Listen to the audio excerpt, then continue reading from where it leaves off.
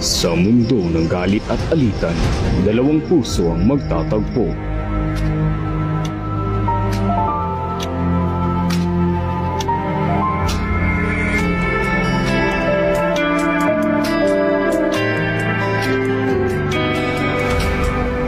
Ngunit sa bawat pag-ibig, may kapalit na sakripisyo. Nakuha ang pagtataksil sa ating angkan!